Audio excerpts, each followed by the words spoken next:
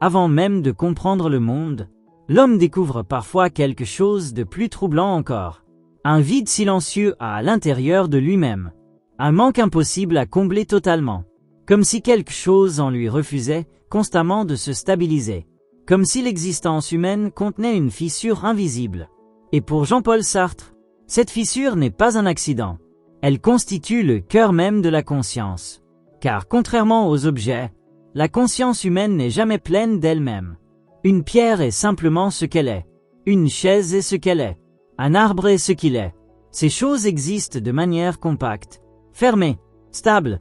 Elles coïncident entièrement avec elles-mêmes. Mais l'homme, lui, ne coïncide jamais totalement avec ce qu'il est. Il se dépasse continuellement. Il se questionne. Il se projette ailleurs. Il regrette ce qu'il a été. Il imagine ce qu'il pourrait devenir. Et cette instabilité permanente révèle quelque chose d'essentiel. La conscience humaine est traversée par le néant. Voilà pourquoi Sartre parle de l'être et le néant. Parce qu'au cœur même de la conscience, il existe une capacité étrange, celle de faire apparaître l'absence. Prenons un exemple simple. Quelqu'un attend un ami dans un café. Il regarde autour de lui, les tables, les visages, les mouvements. Mais soudain, quelque chose domine toute la scène. L'ami n'est pas là. Son absence devient presque visible. Le manque apparaît au milieu du réel. Or cette expérience semble banale, mais elle contient une vérité immense. La conscience humaine possède le pouvoir de nier, de comparer, de constater ce qui manque. Une pierre ne peut pas percevoir une absence. Mais l'homme, oui, parce que la conscience introduit du néant dans le monde. Elle sépare les choses de ce qu'elles pourraient être. Elle transforme le réel en possibilité. Et cette capacité change entièrement la condition humaine. Car l'homme n'est jamais enfermé complètement dans ce qui est. Il imagine autre chose. Il désire autre chose. Il refuse parfois ce qu'il est actuellement. Ainsi, la conscience ouvre continuellement un espace vide entre l'homme et lui-même. Un espace de distance intérieure. Je ne suis jamais totalement ce que je suis maintenant. Je peux devenir autre chose. Je peux changer. Je peux me nier moi-même. Et cette ouverture permanente crée une profonde instabilité existentielle. Car contrairement aux objets, l'homme ne possède jamais une identité parfaitement fixe. Il est toujours en mouvement vers autre chose. Même lorsqu'il essaie de se définir solidement, quelque chose échappe encore. Quelque chose refuse de rester figé. Voilà pourquoi Sartre refuse les essences fixes. L'homme n'est pas une nature stable qu'il suffirait de découvrir. Il est une conscience ouverte, inachevée, traversée par le manque. Et cette absence de stabilité peut devenir terrifiante, parce qu'elle détruit les certitudes confortables. L'être humain voudrait parfois être enfin quelque chose de précis. Définitivement. Pouvoir dire « Voilà ce que je suis ». Mais la conscience continue toujours de glisser au-delà de cette définition. Même après un choix, d'autres possibilités restent présentes. Même après une identité adoptée, le doute demeure. Comme si l'homme était condamné à ne jamais coïncider parfaitement avec lui-même. Et cette impossibilité produit souvent une immense fatigue intérieure. Beaucoup cherchent alors à remplir ce vide. Par le travail, par les relations, par la réussite, par les distractions. Comme si quelque chose manquait continuellement au fond de l'existence. Mais ce manque ne disparaît jamais totalement. Parce qu'il ne vient pas simplement d'un objet absent. Il appartient à la structure même de la conscience. La conscience est manque. Elle est toujours tournée vers ce qu'elle n'a pas encore. Vers ce qu'elle pourrait devenir. Vers ce qu'elle cherche sans jamais l'atteindre complètement. Voilà pourquoi le désir humain semble souvent infini. L'homme obtient ce qu'il voulait, puis recommence à désirer autre chose. Comme si aucune réalité concrète ne pouvait remplir définitivement le vide intérieur. Et ce vide peut devenir angoissant, car il détruit l'illusion d'une identité stable et complète. L'individu découvre alors qu'il n'est pas une chose pleine, mais une ouverture fragile, traversée par des possibilités contradictoires. Cette découverte peut produire un vertige immense, parce qu'elle retire toutes les sécurités fixes. Si je ne possède pas d'essence définitive, alors rien ne garantit ce que je deviendrai. Si ma conscience est ouverture, alors mon existence reste fondamentalement inachevée. Et cette absence de fondement stable fait peur. Alors beaucoup cherchent refuge dans des identités rigides, des rôles, des certitudes absolues, des systèmes capables de fermer l'incertitude. Mais Sartre considère souvent ces tentatives comme des fuites, des manières d'échapper au vide intérieur. Car le néant continue silencieusement de travailler la conscience humaine, même dans les existences les plus organisées, même chez ceux qui semblent certains d'eux-mêmes. Quelque chose en eux peut soudain vaciller. Une crise, une perte, une solitude. Et soudain, les anciennes certitudes s'effondrent. L'homme découvre alors que son identité n'était peut-être qu'une construction fragile. Parce que la conscience ne possède jamais la solidité des objets. Elle est mouvement, distance, questionnement.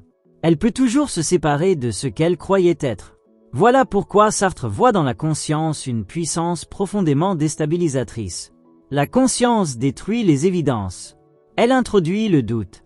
Elle révèle le caractère fragile des identités humaines. Elle ouvre un vide au cœur de toutes les certitudes. Et cette destruction peut être douloureuse, car beaucoup veulent simplement vivre sans se confronter à cette instabilité fondamentale. Ils veulent des réponses définitives, des identités claires, des vérités fixes, mais la conscience continue de fissurer ces constructions. Elle demande « Et si tu étais autre chose ? Et si cette identité n'était qu'un rôle ? Et si aucune définition ne pouvait vraiment te contenir ?» Alors le vide réapparaît. Pas un vide matériel, un vide existentiel. Le sentiment étrange que quelque chose manque au cœur même de l'être. Et cette sensation accompagne souvent l'existence moderne. Beaucoup vivent entourés de choses, de distractions, de relations, tout en ressentant malgré tout une forme de vide intérieur impossible à nommer clairement. Parce qu'au fond, ce vide ne vient pas simplement d'un manque extérieur. Il vient de la structure même de la conscience humaine. La conscience est séparation d'avec soi-même. Elle n'est jamais complètement identique à ce qu'elle vit. Elle observe, elle questionne, elle imagine autre chose. Et cette distance permanente empêche toute fusion totale avec une identité fixe. Même lorsqu'un individu dit « je suis ceci », une autre possibilité reste silencieusement présente. Voilà pourquoi Sartre refuse l'idée d'un moi stable et définitif. Le moi n'est pas une substance immobile cachée au fond de l'être. Il est un mouvement continuel, une construction fragile, une tentative toujours inachevée de donner une forme à une conscience qui déborde constamment toutes les formes. Et plus l'homme tente de fixer définitivement cette forme, plus il découvre qu'elle lui échappe, car la conscience possède une capacité étrange. Elle peut toujours prendre de la distance par rapport à ce qu'elle vit. Même dans les situations les plus intenses, une part de la conscience continue souvent d'observer, de réfléchir, de se séparer intérieurement de l'expérience en cours. Un homme peut être en colère, tout en sachant qu'il est en colère. Il peut aimer, tout en se demandant ce qu'est réellement cet amour. Il peut jouer un rôle social, tout en sentant secrètement qu'il n'est pas seulement ce rôle. Cette distance intérieure est essentielle dans la pensée de Jean-Paul Sartre, parce qu'elle révèle que la conscience n'est jamais enfermée totalement dans ce qu'elle vit. Elle garde toujours une ouverture, une possibilité de négation, une capacité de dire « je ne suis pas seulement cela ». Et cette capacité est directement liée au néant. Le néant n'est pas ici un simple vide cosmique. Il est une force intérieure de séparation, une fissure dans l'être. Grâce à cette fissure, l'homme peut refuser, imaginer, changer, se projeter ailleurs. Mais cette liberté a un prix, le prix de l'instabilité permanente. Car si rien ne nous fixe définitivement, alors aucune identité ne peut nous offrir un repos absolu. L'homme peut devenir médecin, artiste, parent, philosophe, mais aucune de ces définitions ne suffit totalement à contenir sa conscience. Quelque chose continue toujours de dépasser le rôle. Quelque chose refuse de coïncider parfaitement avec l'identité adoptée. Et cette impossibilité peut devenir épuisante. Beaucoup rêvent secrètement d'être enfin arrivés, enfin complets, enfin certains d'eux-mêmes. Mais la conscience humaine détruit continuellement cette illusion de stabilité totale. Même au sommet d'une réussite, un doute peut apparaître. Même dans une relation heureuse, une distance intérieure subsiste. Même dans les certitudes les plus fortes, une question silencieuse demeure encore possible. Parce que la conscience n'est jamais pleine comme une chose. Elle est ouverture vers ce qui n'est pas encore. Et cette ouverture crée un manque permanent. Voilà pourquoi l'homme désire sans cesse, pas seulement des objets précis, mais une forme de complétude impossible. comme s'il cherchait secrètement à combler la fissure intérieure de son existence. Certains cherchent cela dans l'amour, d'autres dans la gloire, d'autres dans la religion, le pouvoir, la réussite, la connaissance. Mais aucune réalité concrète ne supprime totalement le vide intérieur. Parce que ce vide n'est pas un accident passager. Il appartient à la structure même de la conscience. Être conscient, c'est être séparé de soi-même. Être projeté au-delà de ce qu'on est actuellement. Et cette séparation produit une forme de tension permanente. L'homme n'habite jamais totalement le présent. Il pense au futur. Il regrette le passé. Il imagine d'autres possibilités. Même lorsqu'il essaie de vivre simplement, la conscience continue souvent de l'arracher au moment immédiat. Elle compare, elle interprète, elle anticipe, et cette activité incessante peut devenir une source profonde d'angoisse, parce qu'elle détruit les certitudes tranquilles de l'existence. Une pierre ne doute pas de ce qu'elle est. Un animal suit généralement son instinct sans remettre constamment son être en question. Mais l'homme, lui, peut remettre toute sa vie en question. Son identité, ses choix, ses valeurs, son existence entière. Et cette capacité de remise en question vient précisément du néant au cœur de la conscience. La conscience peut dire non. Non à ce qu'elle est. Non à ce qu'on attend d'elle. Non au monde tel qu'il apparaît. Elle peut imaginer autre chose. Et cette puissance de négation transforme entièrement la condition humaine. Car elle empêche toute fusion complète avec le réel. L'homme reste toujours légèrement séparé du monde qu'il habite. Même lorsqu'il participe pleinement à la vie sociale, quelque chose en lui peut encore observer cette vie avec distance. Comme si la conscience restait étrangère à elle-même. Voilà pourquoi tant d'individus ressentent parfois une impression étrange d'irréalité. Ils accomplissent leur routine. Ils jouent leur rôle. Ils avancent dans leur journée. Et soudain, une question surgit. Pourquoi tout cela ? Qui suis-je réellement dans cette existence ? Est-ce vraiment ma vie ?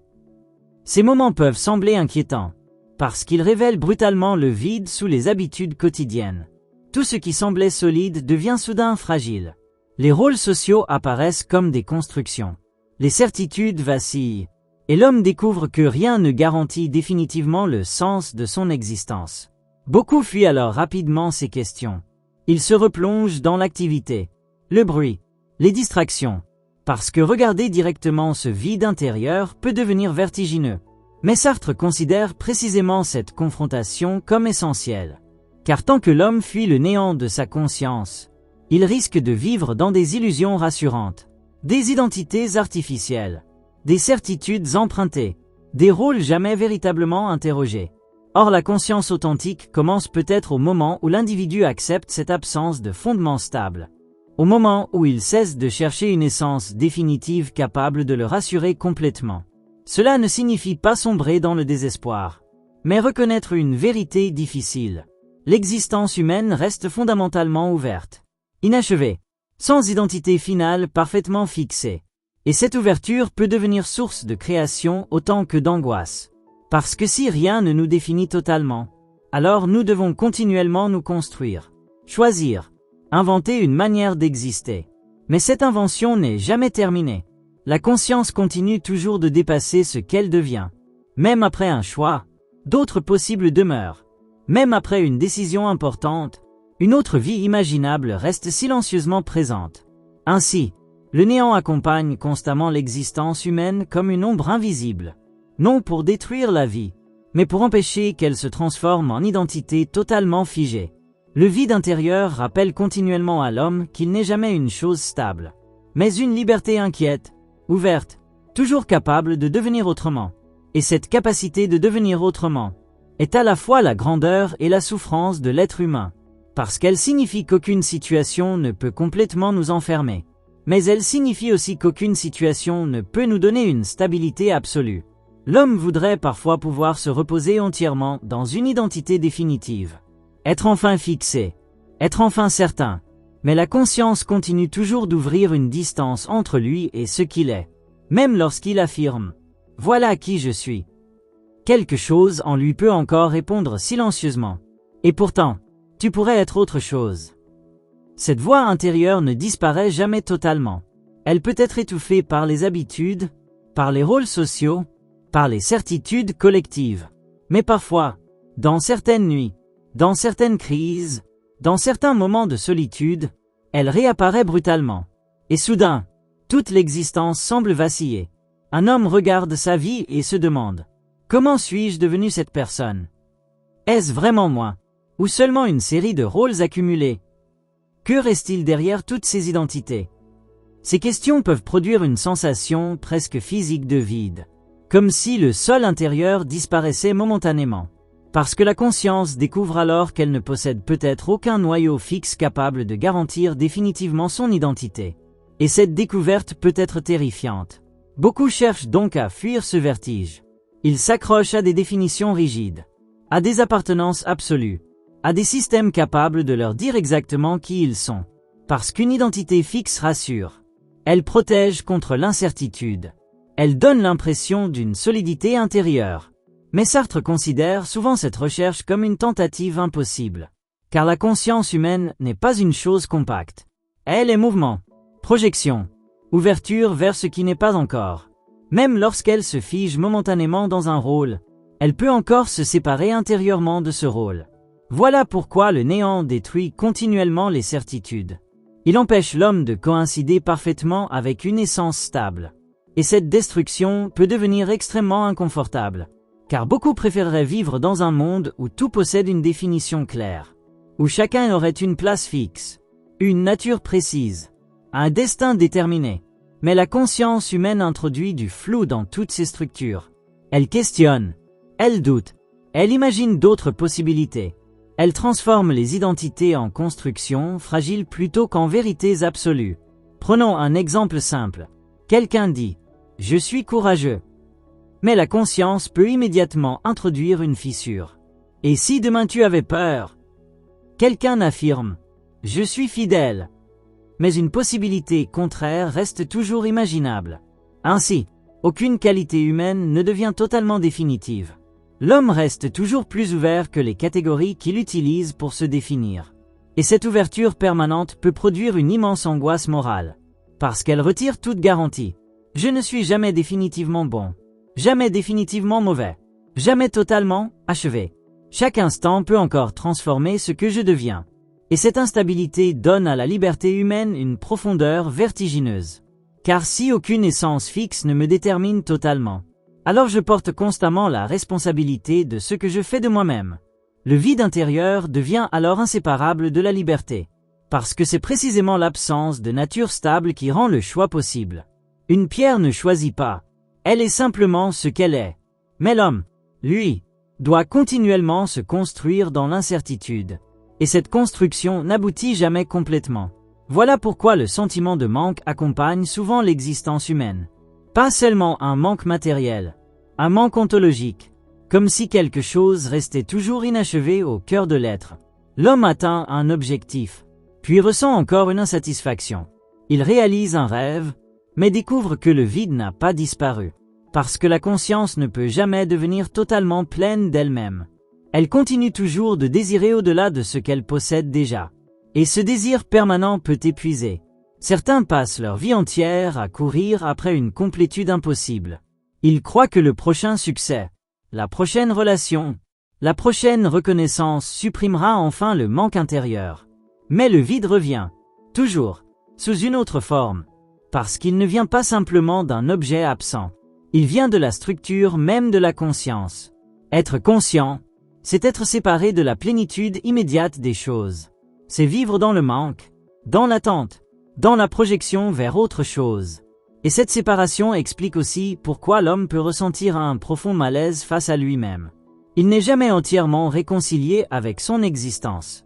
Même lorsqu'il semble heureux, une distance intérieure subsiste souvent. Comme si quelque chose observait silencieusement sa propre vie sans jamais fusionner totalement avec elle. Cette étrangeté envers soi-même apparaît particulièrement dans certains moments de lucidité brutale. Quand les habitudes tombent, quand les distractions s'arrêtent, quand le silence devient trop fort, alors l'homme peut soudain sentir le caractère étrange de son existence. Il regarde ses gestes quotidiens comme s'ils appartenaient presque à un autre. Il voit ses routines, ses rôles, ses ambitions, et se demande « Pourquoi tout cela ?» À cet instant, le monde perd parfois sa familiarité rassurante. Les choses semblent soudain absurdes, fragiles, sans fondement évident. Et cette expérience du vide peut devenir extrêmement déstabilisante, parce qu'elle détruit l'illusion d'un sens donné une fois pour toutes. Mais Sartre ne voit pas dans cette destruction une simple catastrophe, car le néant ouvre aussi un espace de création. Si aucune essence fixe ne me définit totalement, alors je peux encore devenir autrement. Je peux rompre avec certaines identités, refuser certains rôles, transformer ma manière d'exister. Et cette possibilité donne à la conscience humaine une puissance immense, une puissance effrayante, mais réelle. Le vide intérieur n'est donc pas seulement absence, il est aussi ouverture, ouverture vers des possibilités nouvelles, vers des choix imprévisibles, vers une liberté qui dépasse constamment les définitions figées. Mais vivre cette ouverture exige du courage, parce qu'elle retire les sécurités absolues. Elle oblige l'homme à avancer sans garantie définitive sur ce qu'il est réellement. Et beaucoup préfèrent encore fuir cette incertitude. Ils veulent des réponses fixes, des identités immuables, des vérités capables de fermer définitivement le vide. Mais le néant continue silencieusement de travailler la conscience humaine, comme une force invisible qui empêche toute existence de se transformer complètement en chose stable et définitivement achevée. Et c'est précisément cette impossibilité d'être définitivement achevé qui rend l'existence humaine si profondément instable. L'homme avance alors dans le monde avec une étrange sensation, celle de ne jamais pouvoir se saisir complètement lui-même.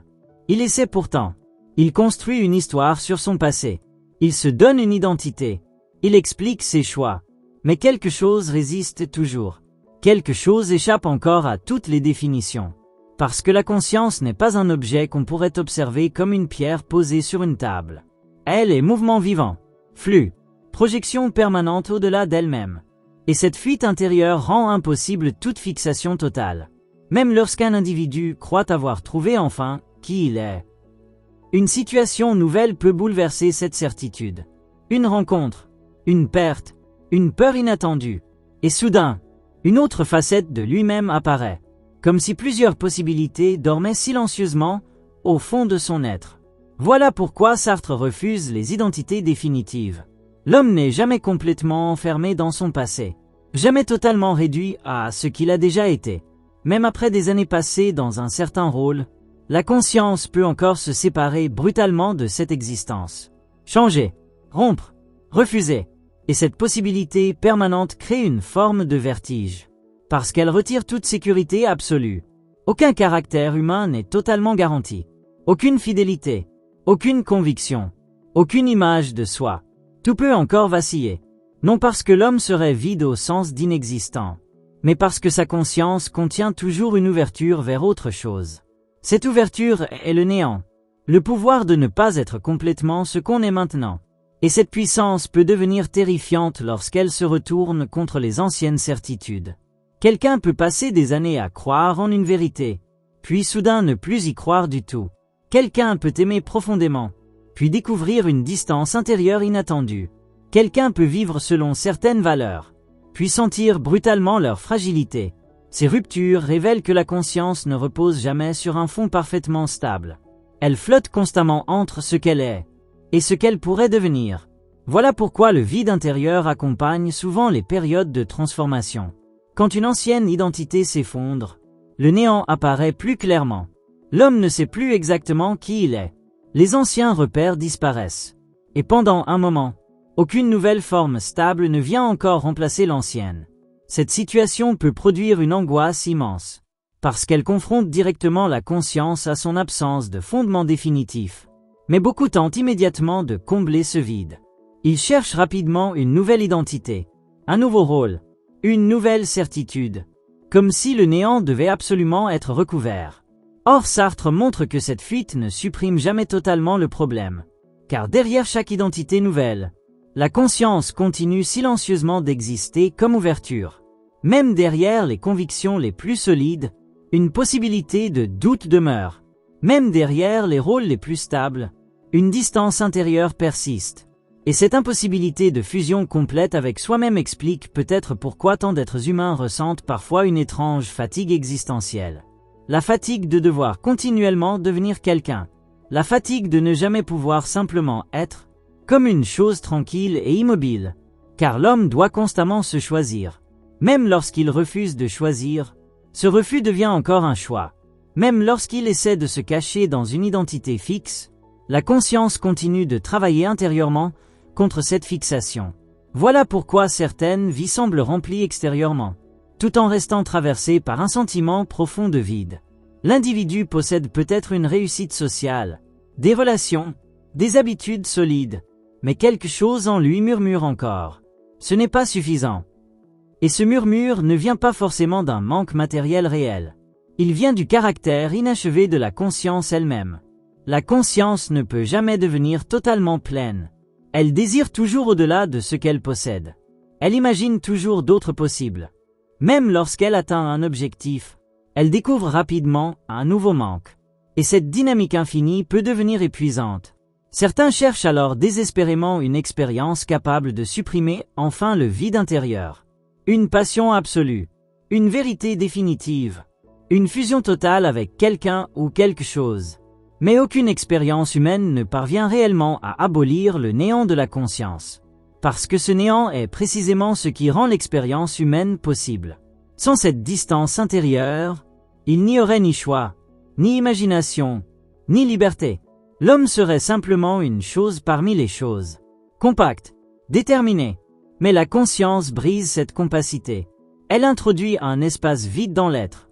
Un espace où apparaissent les questions, les doutes, les projets, les refus. Et cet espace transforme toute l'existence humaine en mouvement inachevé. Voilà pourquoi Sartre voit dans la conscience une réalité profondément différente des objets du monde. Les objets sont ce qu'ils sont. La conscience, elle, est ce qu'elle n'est pas encore, et n'est jamais totalement ce qu'elle est actuellement. Cette formule peut sembler étrange, mais elle exprime une vérité fondamentale. L'homme vit toujours au-delà de lui-même. Il se projette vers l'avenir, vers des possibilités, vers des versions imaginées de lui-même. Même lorsqu'il reste immobile, sa conscience voyage déjà ailleurs. Et cette projection constante crée un écart permanent entre l'existence présente et ce que l'homme espère, craint ou imagine devenir. Ainsi, le vide intérieur n'est pas simplement un problème psychologique. Il appartient à la structure même de l'existence consciente. Et peut-être est-ce précisément pour cette raison que tant d'hommes cherchent sans cesse à se distraire. Le silence les inquiète. La solitude les inquiète. Parce que lorsque les distractions disparaissent, le néant devient plus visible. L'homme se retrouve alors seul face à cette ouverture intérieure impossible à remplir complètement. Seul face à la question vertigineuse de ce qu'il est réellement. Dans une existence où aucune identité ne peut jamais devenir totalement fixe, complète et définitivement rassurante. Et plus l'homme tente de fuir cette question, plus elle revient sous d'autres formes. Dans l'insatisfaction, dans l'ennui, dans certaines angoisses inexplicables, dans ce sentiment étrange que quelque chose manque, même lorsque tout semble aller correctement. Car le néant ne disparaît jamais totalement. Il peut être recouvert, dissimulé, oublié momentanément, mais il continue silencieusement d'habiter la conscience. Et parfois, il surgit brutalement dans des moments très simples. Un silence inattendu, une nuit d'insomnie, un regard dans un miroir, un instant où les habitudes cessent soudain de protéger l'esprit. Alors l'homme ressent quelque chose de difficile à expliquer, la fragilité profonde de son existence. Tout ce qui semblait évident devient étrange. Les routines apparaissent mécaniques. Les rôles sociaux ressemblent à des costumes. Les certitudes perdent leur solidité. Et le monde lui-même peut sembler soudain dépourvu de sens naturel. Cette expérience du vide est centrale chez Jean-Paul Sartre, parce qu'elle révèle que le sens n'est pas donné automatiquement au cœur de l'existence. L'homme cherche souvent un ordre déjà écrit, une vérité stable cachée derrière les choses. Mais la conscience découvre parfois qu'aucun fondement absolu ne garantit ce sens. Et cette découverte peut provoquer un profond vertige. Car si aucun sens définitif n'est inscrit dans le monde, alors l'homme se retrouve face à une liberté immense. La liberté de devoir créer lui-même une direction. Mais cette liberté n'a rien de confortable, parce qu'elle retire toutes les protections absolues. Il ne suffit plus d'obéir à une nature fixe. Il faut choisir, inventer, donner une forme à son existence sans garantie ultime. Et beaucoup préfèrent éviter cette responsabilité. Ils veulent des réponses toutes faites, des identités déjà définies. des systèmes capables de transformer l'incertitude en certitude. Parce que le vide intérieur fait peur. Il rappelle à l'homme qu'aucune définition ne peut le contenir totalement, qu'aucun rôle ne peut lui donner une identité parfaitement stable, qu'aucune réussite ne peut supprimer définitivement le manque. Voilà pourquoi certaines personnes atteignent ce qu'elles désiraient depuis des années, et ressentent pourtant encore une étrange insatisfaction. Comme si l'objectif atteint avait perdu sa magie une fois obtenu. Comme si le vide intérieur survivait à toutes les conquêtes extérieures. Et souvent, elles recommencent immédiatement à poursuivre autre chose. Un nouveau projet, un nouveau désir, une nouvelle image d'elle-même. Parce que la conscience continue toujours de se projeter au-delà du présent. Elle ne sait pas rester entièrement immobile dans ce qu'elle possède déjà. Elle transforme même le bonheur en possibilité future, en peur de perdre, en attente d'autre chose. Ainsi, le néant traverse même les moments de plénitude apparente. Car la conscience ne cesse jamais complètement de questionner, d'anticiper, de dépasser. Et cette agitation intérieure peut devenir épuisante.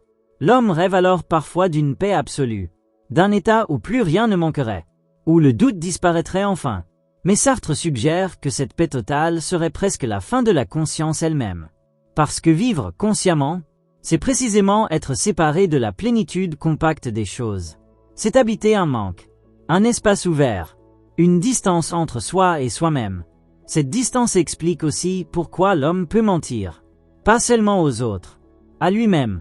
Car la conscience peut se cacher certaines vérités.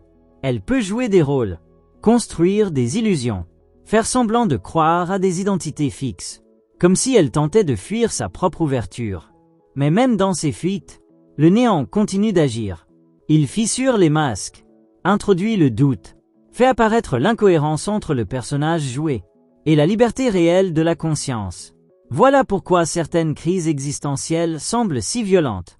Parce qu'elles détruisent soudain les constructions qui protégeaient l'individu contre le vide intérieur. Une séparation, une perte, un échec. Et soudain, l'homme ne sait plus exactement qui il est. Les anciens rôles ne suffisent plus. Les anciennes certitudes s'effondrent. Et derrière elle apparaît quelque chose de plus profond. Une conscience nue, ouverte, sans essence fixe capable de la rassurer totalement. Cette expérience peut ressembler à une chute. Comme si tout devenait instable. Mais elle révèle aussi une vérité fondamentale. L'homme n'est jamais complètement enfermé dans ce qu'il croyait être. Même au cœur du désespoir, une possibilité nouvelle reste encore ouverte. Parce que la conscience n'est jamais entièrement achevée. Elle peut toujours se transformer, toujours se redéfinir, toujours rompre avec certaines identités anciennes. Et cette possibilité de rupture constitue la puissance même du néant. Le néant détruit les fixations. Il empêche la conscience de devenir chose. Il maintient ouverte la possibilité du changement. Mais vivre cette ouverture exige du courage. Car rien ne garantit à l'avance ce que l'homme doit devenir. Aucune essence cachée ne lui dicte parfaitement sa voie. Il avance sans fondement absolu. Et cette absence de garantie produit une immense vulnérabilité. L'homme peut se tromper, se perdre, choisir une direction puis la regretter. Aucune structure fixe ne le protège totalement contre l'erreur. Voilà pourquoi tant de personnes cherchent désespérément des identités solides, des appartenances absolues, des vérités définitives capables de fermer l'incertitude. Mais la conscience continue toujours de dépasser ses sécurités. Même lorsqu'elle croit avoir trouvé une réponse définitive, une nouvelle question apparaît. Même lorsqu'elle affirme « Voilà enfin le sens de ma vie ». Une autre possibilité silencieuse reste encore imaginable. Ainsi, l'existence humaine demeure profondément inachevée. Et c'est peut-être précisément cela qui rend l'homme si inquiet, mais aussi si créateur. Parce que le vide intérieur ne détruit pas seulement les certitudes. Il ouvre également un espace où quelque chose de nouveau peut apparaître. Une nouvelle manière de vivre, de penser, d'aimer, d'exister. Mais cet espace reste fragile, incertain, sans garantie. Et beaucoup préfèrent encore le refermer rapidement sous des habitudes, des identités, des routines capables de leur faire oublier, au moins momentanément, qu'au cœur même de leur conscience continue silencieusement de vivre un néant impossible à combler totalement. Et pourtant, malgré toutes ces tentatives pour recouvrir le vide, le néant finit souvent par réapparaître dans les moments où l'homme s'y attend le moins. Parfois au milieu d'une foule, parfois après une grande réussite, parfois même dans des instants de bonheur apparent, comme si quelque chose en lui refusait d'être entièrement satisfait. Cette étrange insatisfaction ne signifie pas forcément que la vie est vide de toute valeur. Elle révèle plutôt que la conscience humaine dépasse toujours ce qu'elle possède déjà. Elle regarde au-delà, elle cherche encore, même lorsqu'elle atteint un but. Elle continue de se projeter vers d'autres possibles. Voilà pourquoi tant d'hommes vivent dans une forme de fuite permanente. Ils remplissent leur journée de travail, de bruit, de projets, de distractions, non seulement pour réussir, mais parfois pour éviter de sentir le vide silencieux qui les accompagne intérieurement. Car lorsque tout s'arrête, la conscience redevient visible à elle-même. Et cette rencontre avec soi peut être troublante. L'individu découvre alors qu'il ne peut pas totalement se cacher derrière ses rôles, derrière son métier, derrière ses habitudes, derrière l'image qu'il montre aux autres. Quelque chose de plus profond demeure encore ouvert, incertain, inachevé. Et cette ouverture peut produire une impression d'étrangeté radicale, comme si l'homme devenait soudain étranger à sa propre existence. Il regarde ses gestes quotidiens, ses routines, ses ambitions, et tout lui paraît étrange. Pourquoi courir ainsi? Pourquoi répéter les mêmes comportements? Pourquoi chercher certaines reconnaissances? À cet instant, le monde perd parfois son apparente évidence. Les choses ne semblent plus naturellement remplies de sens. Elles apparaissent simplement là, brutes, silencieuses, et cette expérience peut devenir vertigineuse, parce qu'elle retire les illusions familières qui protégeaient la conscience. Sartre décrit parfois ce moment comme une confrontation directe avec l'être brut du monde. Les objets cessent d'être simplement utiles ou familiers. Ils deviennent étrangement présents, massifs, presque absurdes dans leur existence nue. Et l'homme lui-même se découvre plongé dans cette existence sans fondement absolu. Il existe. Mais pourquoi? Pour quelle raison ultime? Aucune réponse définitive ne s'impose naturellement. Alors le néant apparaît non seulement au cœur de la conscience, mais aussi autour d'elle, dans le silence du monde lui-même. Cette découverte peut provoquer un profond malaise, parce qu'elle détruit l'idée rassurante selon laquelle l'existence posséderait automatiquement un sens évident. L'homme comprend alors que rien ne garantit naturellement la signification de sa vie. Et cette absence de garantie peut sembler terrifiante, mais elle ouvre aussi un espace immense de liberté. Si aucun sens définitif n'est déjà inscrit dans le monde, alors l'homme peut encore créer une direction, inventer des valeurs, choisir une manière d'exister. Cependant, cette création ne repose jamais sur une sécurité absolue. Elle reste fragile, toujours exposée au doute, toujours traversée par le néant. Car la conscience continue toujours de pouvoir remettre en question ce qu'elle construit. Même après un engagement profond, une distance intérieure subsiste encore. L'homme peut croire en quelque chose, tout en sachant secrètement qu'il aurait pu croire autrement. Cette lucidité rend toute certitude humaine fragile. Mais elle protège aussi contre la transformation de la conscience en chose figée. Car le néant empêche l'existence humaine de se refermer totalement. Il maintient ouverte la possibilité du changement, du refus, de la création. Voilà pourquoi Sartre voit dans le vide intérieur quelque chose de profondément ambivalent. Le néant fait souffrir. Il produit l'angoisse, l'instabilité, le doute. Mais il rend aussi possible la liberté. Sans lui, l'homme serait enfermé dans une identité fixe. Il ne pourrait ni se transformer, ni imaginer autre chose, ni dépasser ce qu'il est actuellement. Le vide intérieur devient alors le prix même de la liberté humaine. Et cette vérité est difficile à accepter. Beaucoup préféreraient être entièrement définis, posséder une essence claire, un rôle définitif, une vérité immuable capable de supprimer toute incertitude. Mais la conscience humaine résiste à cette fermeture. Même lorsqu'elle cherche désespérément à devenir stable, quelque chose continue d'échapper. Quelque chose reste mouvant, inquiet, ouvert. Et cette ouverture explique aussi pourquoi l'homme peut ressentir une profonde nostalgie d'une unité perdue, comme s'il rêvait parfois d'exister avec la simplicité tranquille des choses.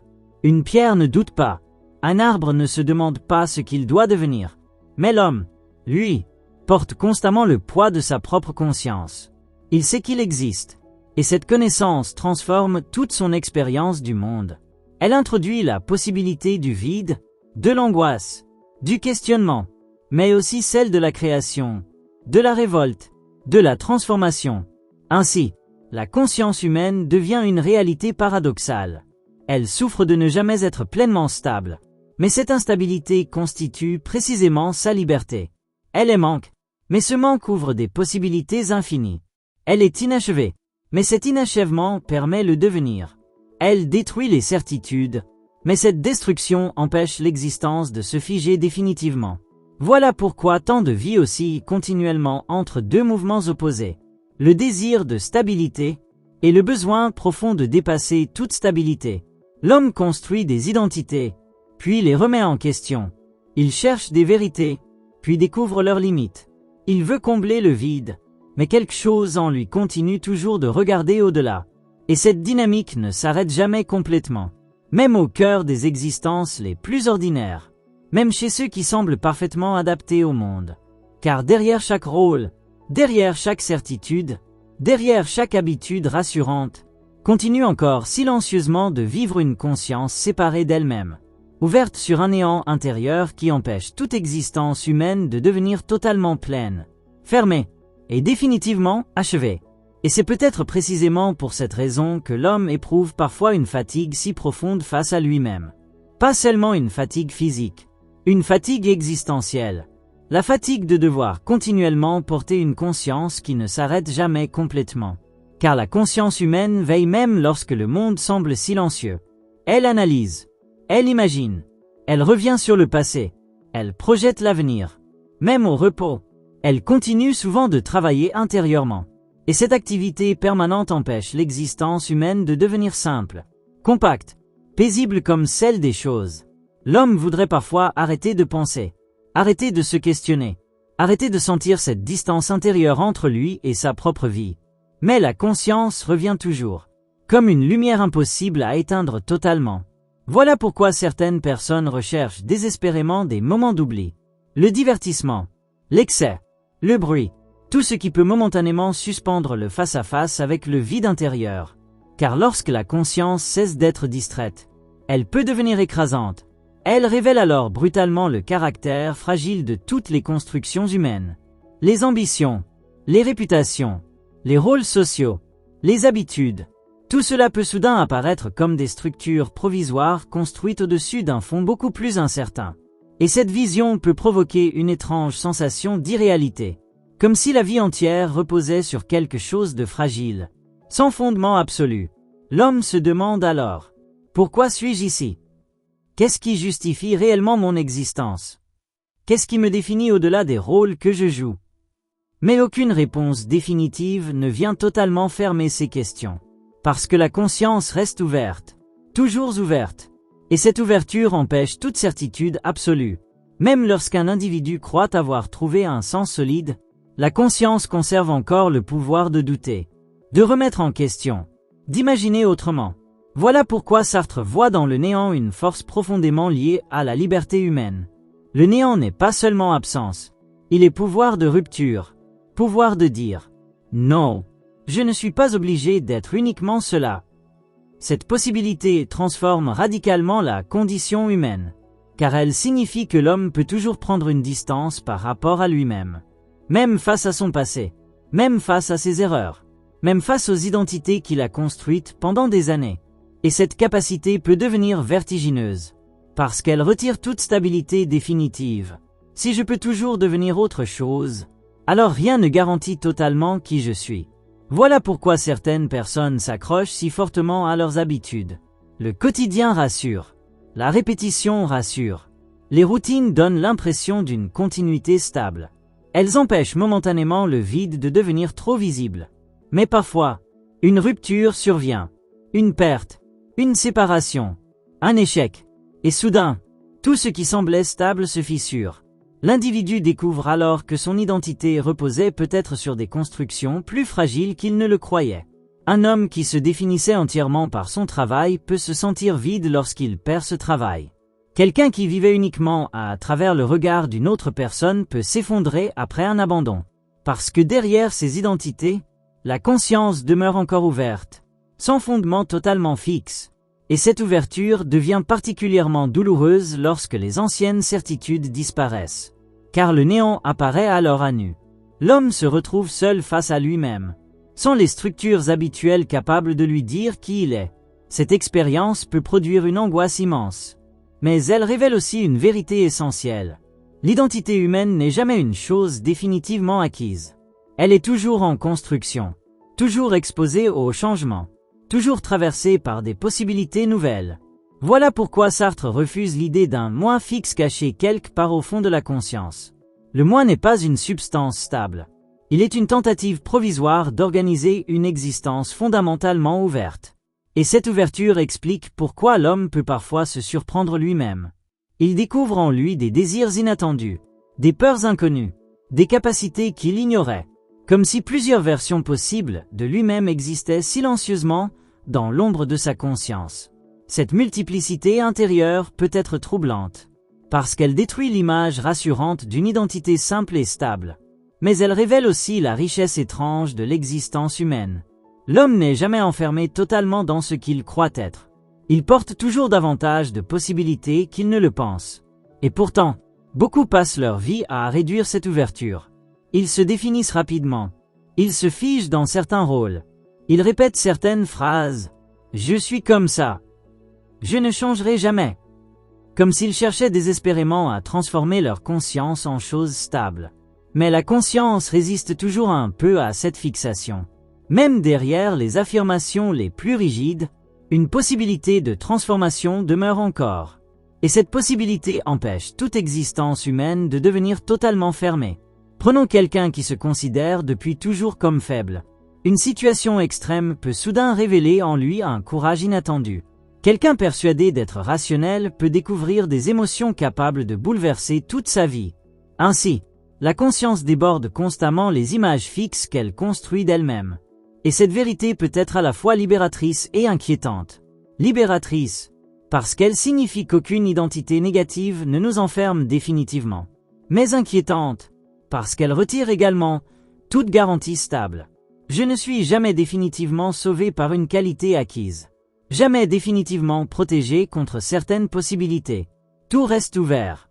Et cette ouverture produit un vertige moral profond. Car si aucune essence fixe ne détermine totalement mes actes, alors je porte la responsabilité de ce que je deviens. Même mes excuses habituelles deviennent fragiles. C'est mon caractère. Je suis né comme ça. Je ne pouvais pas faire autrement. La conscience peut toujours introduire une fissure dans ses justifications. Elle peut toujours demander « Et si tu avais choisi autrement ?» Voilà pourquoi le néant devient si inconfortable. Parce qu'il détruit les refuges absolus. Il empêche l'homme de se cacher complètement derrière une nature fixe. Et cette impossibilité de se reposer entièrement dans une identité stable peut devenir épuisante. L'homme rêve alors parfois d'abandonner sa liberté, d'être simplement guidé, défini, déchargé du poids de devoir continuellement se construire lui-même. Mais aucune structure extérieure ne supprime totalement cette ouverture intérieure. Même lorsqu'un individu obéit à des règles strictes, sa conscience conserve encore la possibilité de prendre une distance, de douter, de refuser. Le néant continue silencieusement d'exister au cœur de lui-même. Et c'est précisément cette présence du néant qui empêche toute existence humaine d'être totalement déterminée comme un objet du monde. L'homme reste toujours plus que ce qu'il est actuellement, toujours inachevé, toujours séparé de lui-même par une distance intérieure impossible à abolir complètement. Cette distance apparaît même dans le langage. Quand quelqu'un parle de lui-même, il transforme déjà son existence en objet de réflexion. Il dit « Je suis triste ». Mais celui qui observe cette tristesse n'est pas totalement identique à elle. Il existe déjà un espace intérieur entre la conscience et son propre état.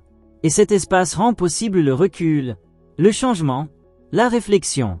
Mais il empêche aussi toute fusion totale avec soi-même. Ainsi, l'homme ne peut jamais simplement être. Il doit continuellement se rapporter à lui-même, s'interpréter, se comprendre, se construire. Et ce travail intérieur ne se termine jamais complètement. Même dans les moments de certitude, une fragilité demeure encore. Parce que la conscience peut toujours revenir sur elle-même, toujours réinterpréter son passé, toujours modifier la signification de ce qu'elle croyait stable. Voilà pourquoi certaines expériences peuvent bouleverser entièrement le sens d'une vie. Un souvenir oublié revient. Une vérité apparaît. Et soudain, Tout le passé semble différent. Comme si la conscience réécrivait continuellement sa propre histoire.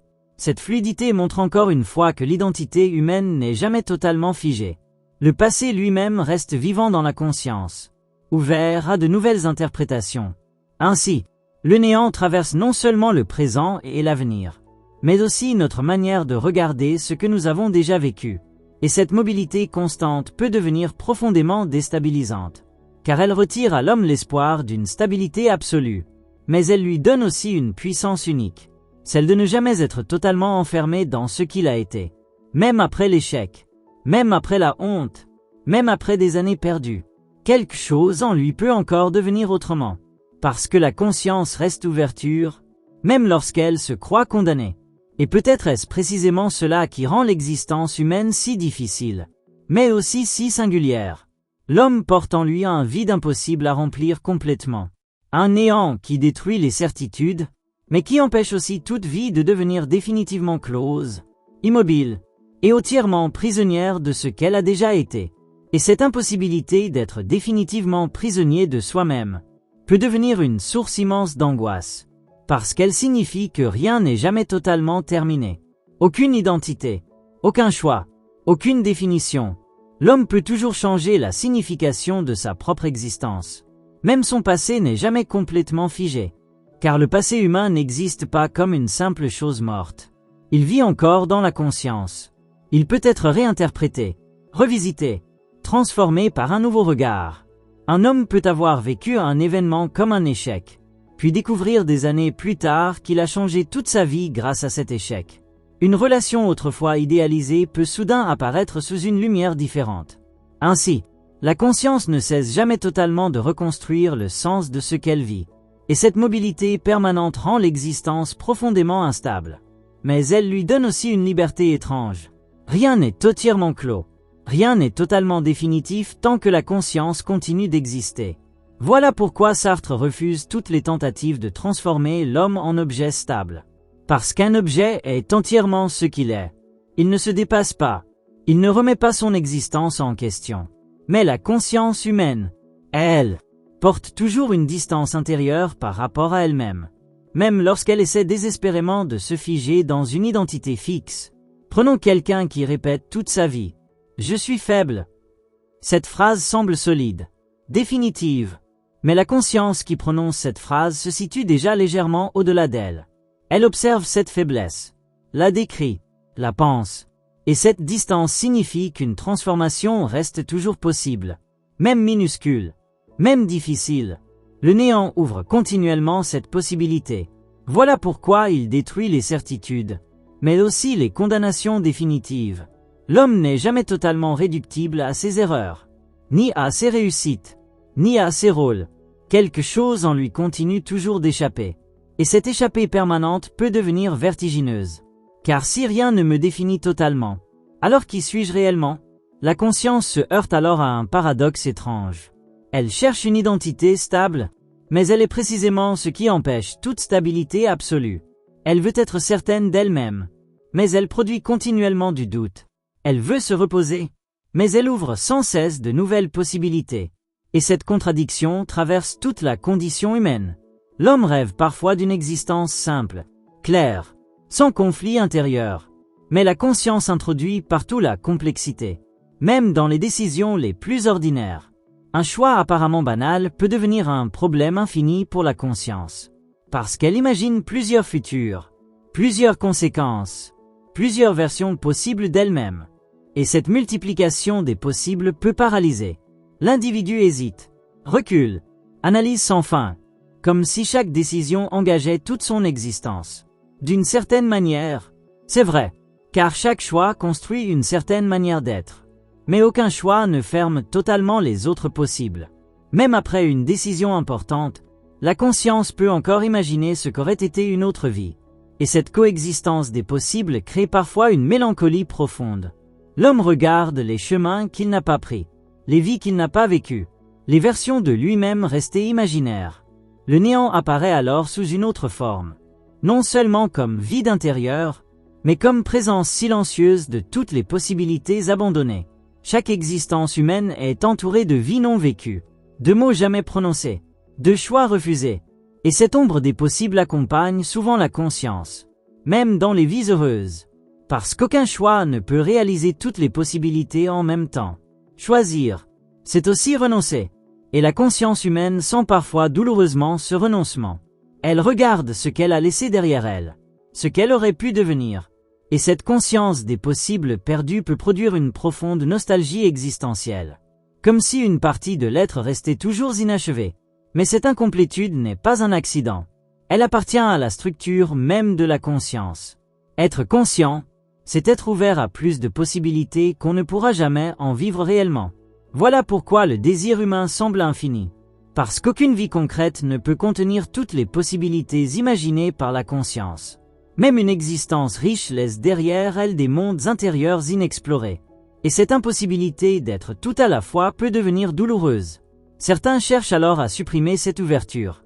Ils veulent des réponses absolues, des règles fixes, des identités définitives capables de réduire l'incertitude. Mais la conscience continue toujours de produire du possible. Même dans les systèmes les plus rigides, même dans les existences les plus répétitives. Quelque chose en l'homme peut encore imaginer autrement. Et cette imagination constitue déjà une rupture avec la simple condition des objets. Une pierre ne rêve pas d'être autre chose. Mais l'homme, lui, porte continuellement des versions possibles de lui-même. Même lorsqu'il les refuse. Même lorsqu'il les oublie. Elle demeure quelque part dans l'ombre de sa conscience. Voilà pourquoi certaines rencontres bouleversent autant une existence. Quelqu'un surgit, et soudain une possibilité nouvelle apparaît. Une manière différente de vivre, d'aimer, de penser. Le monde entier semble alors changer de forme.